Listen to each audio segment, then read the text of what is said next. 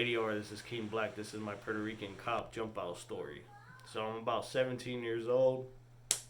I'm in Ponce, Puerto Rico, which is in the southern part of the island. My grandmother lives there, right? So I used to spend most of my days hanging out over there. And then there used to be a group of local guys that would be selling stuff, right? And I don't want to go into what they were selling, but use your imagination.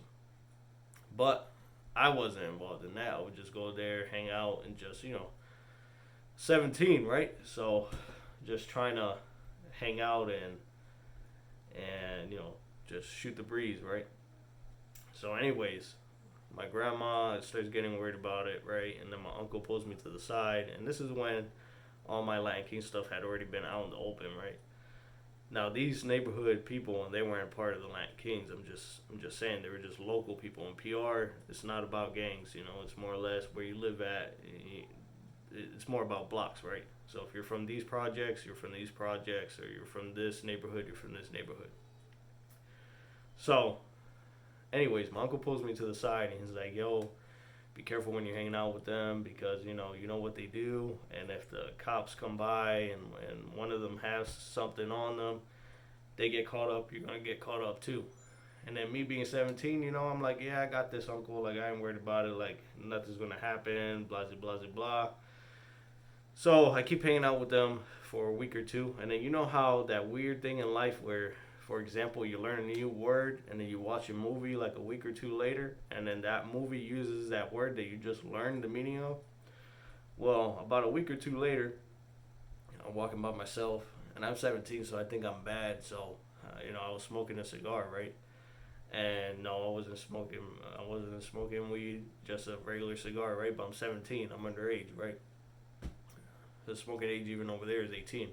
So I'm over here thinking that I was, whatever. So there's this dirt path, right, off the main road that is surrounded by about 6 to 8 foot high, like, what do you call those? Cattails or whatever like that. But anyways, big ass fucking grass, right? And I'm walking down this dirt path that I walked a few times before, and it's during the day. It's like midday, 12, 1 o'clock in the afternoon. So I'm like, nothing. I'm the only one in that dirt path anyway, right? And mostly only locals use it. So only locals that live in that neighborhood really travel down that road because there's a few houses down there. But anyways, so I'm making my way down there, and I see this Ford Explorer kind of like parked in the grass. And then all of a sudden, as soon as I see it, it pulls out and it starts coming towards me, right? And now I'm like, oh man, so that I already knew about the crime in PR, right? Before I went over there, before I moved over there for a bit, before I joined the military. And here I thought it was, another neighborhood coming into my grandma's neighborhood. I'm like, oh man, this is where I'm gonna get got, right? So I just stood there. I didn't even keep walking. I didn't turn. I didn't run. I just stopped and I stared dead ass into the windshield. But everything was tinted. I mean, dark tint, like limo tint. Even the windshield, I didn't see who was driving or what, how many people were in there. But in any case, it pulls up next to me. The window rolls down, and then he opens the door at the same time. And when he opens the door, he has his right hand on top of his, and right there he's holding a stainless steel Smith and Wesson. Then he's like, police, blah blah blah, put your hands up, whatever. And then they were dressed in plain clothes, mind you, and the Ford Explorer looked normal. And any of y'all know tactics, right? If you're about that life, that's a good way to get people to drop their guard. I mean, what you gonna do? They say they're cops, right? So I put my hands up. He comes out. There's somebody in the passenger seat. He comes out too. They look like plainclothes detectives or whatever, narcos, right? Then they start digging through my pockets, start pulling everything out. They pulled my cell phone out. The funny thing is, at the same time he pulled my cell phone out, somebody was calling me, and I think it was my uncle. I don't know. But anyways, the cop drops the phone. It hits the gravel, man. He scratched up my phone. This is back when we had flip phones, right? So I fell to the ground. I'm just there with my hands up. They didn't even move, blah, blah, blah. Because, I mean, he's got a gun. I didn't. PR is a different world, If you want to get one illegally, it costs you a pretty penny, right? Like close to a G, right? Just for a regular, like, Glock pistol. But anyways, 17, I wasn't with that mentality. You know what I'm saying? So, and good thing I didn't, because otherwise I would have just been taken in for firearms charges anyway. But back to the story. So they keep digging in my pockets, and I'm even offering to help. I'm like, "Do you want me to take off my shoes?" And I'm saying all this in Spanish because obviously they don't speak English. I'm speaking in Spanish. I'm like, "Tu quieres que me quito los zapatos?" And they're like, "Yeah, go ahead, sure." He backed up, waited for me to take my shoes off. I dumped them over. Nothing came out. And then they're searching the grass, like, "Oh, I know he's got something. I know he's got something. Like, where is it?" And thank goodness, because, sometimes people be throwing baggies all over the place and whatever, when you're around what we call punto or a drug selling point, right? So sometimes people leave whatever, needles or bags and whatever. And as you all know, all they need is a little bag with some residue and they could just claim it's yours. So they didn't find anything, and they're like, "Man, I know he's got something." And then the other cop, the passenger, was like, "Well, he ain't got nothing, man. Let's go." So they let me put my shoes back on. They got back in my Ford Explorer. They told me back into their Ford Explorer, and then they told me to get on about my business. So I start walking away, pick up my phone off the ground, and I start walking away, and I start trying to call my uncle because I'm like, "Damn, he just told me about this, so I need to call him and let him know he was right." He didn't pick up, but anyways. So I got on the phone also for a second reason, so that way they think that I'm just, trying to get help or something like that. You know what I'm saying? For my own safety, I'm trying to be on the phone because, like I said, this dirt road, ain't nobody see me, ain't nobody see them, ain't nobody seeing what's going on. There's two of them, one of me. They're armed, I'm not. So anyways, that's the end of the story. They park back into the grass. They're back into it, whatever. They just sit there. But I'm pretty sure they probably thought I was calling everybody from the hood. And I probably messed up their operation, right? So in any case, later on that day, I see my uncle. I'm like, "Yo, I tried calling you to let you know that XYZ happened and you were right." And then he told me, "Man, you're lucky they didn't put anything in your pocket and claim that it was yours." And at the time when it was happening to me, I wasn't even thinking about that. But he's right. Anybody that's lived in PR, you already know how, well, even here in the States, right? I mean, how many times have cops been busted planting things on their body cameras? And even when before they had body cameras, how many times did that happen, So I was like, dang, I got really lucky because they could have. They could have put something in my pocket, said it was mine. They could have planted a gun on me, said it was mine, and that would be a wrap. Now, in my personal opinion, especially back then, my Spanish wasn't that good, right? Because even though I'm Puerto Rican, I wasn't born on the island. I was born in the States. And then my parents never really taught me Spanish. I mean, one side of my family did, but the other side didn't want to really teach me, right? So I knew a few words or whatever, and I was learning. So I had just moved there and stuff. So, they heard my accent. So they knew I wasn't born and raised there, right? 2, maybe this is the white privilege that people are talking about because I look pale as I don't know what, right? Even over there in PR with that sun bearing down, even if I get tan, I don't look like what they're looking for, right? Even though we come in all shades. So those 2 things, plus I look young still, right? Because this is back in the oversized t-shirt days of XXL and all that, right?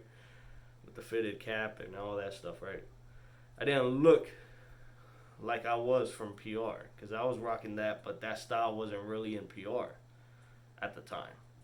Maybe up north, but in the south side of the island, nobody was really doing the oversized tee thing. I had brought that from where I was at before PR.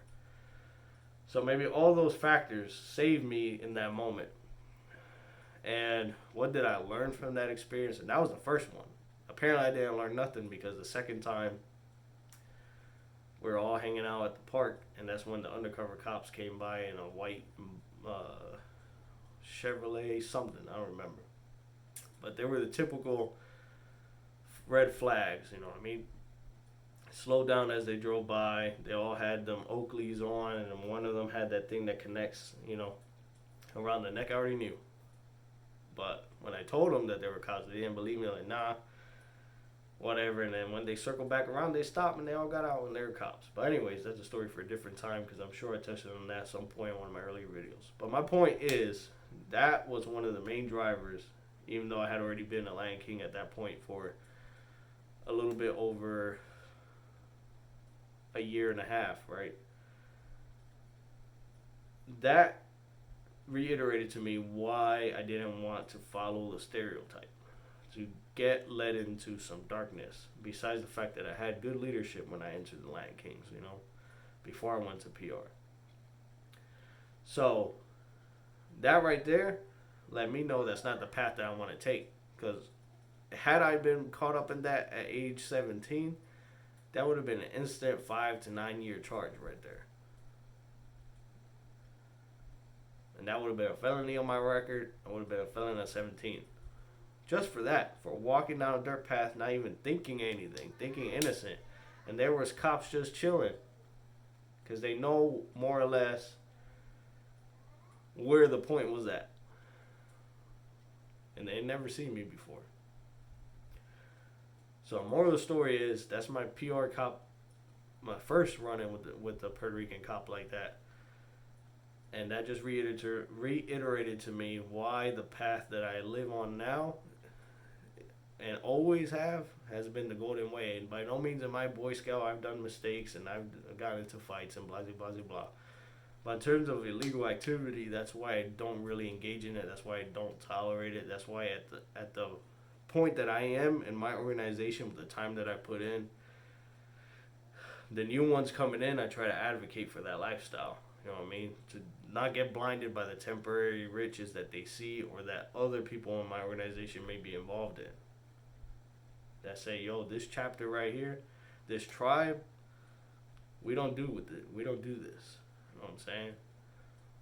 If you can rock with it, rock with it. If you can't, I hesitate to lose a body to somebody else, but go find an organization that suits your needs. Because at the same time, look what's going down with Rico, and the YSL and stuff like that. I'm not trying to get caught up on nothing that somebody under me is doing. Because I am not advocating, or I am not saying to go do some X, Y, Z. Now, that was some crazy stuff, and that was in PR. So I can only imagine how some of y'all feel getting stopped like that on the streets. Baltimore, DC, New York, wherever you at, Cali. You must already be uptight. But what do you think? Do you think I got off just because of what I mentioned? My accent. I didn't really fit the fashion, so they could kind of tell that I wasn't from there at the time. Blah, blah, blah. Did I just get lucky? Or did I just play it the right way? Not give any lip, put my hands up, cooperated, say I wasn't doing nothing. My grandma lives over there, blah, blah, blah. They didn't even follow me home. They didn't even talk to my grandparents, nothing. Because they didn't, what were they going to say? I was just walking and they stopped me out of nowhere. So, anyways. An example of why you should watch what you're doing and always be conscious of your surroundings is, once again, the same way you don't know when somebody's going to do something to you. You don't know when a situation like that is going to happen to you. ADR, this is King Black, out.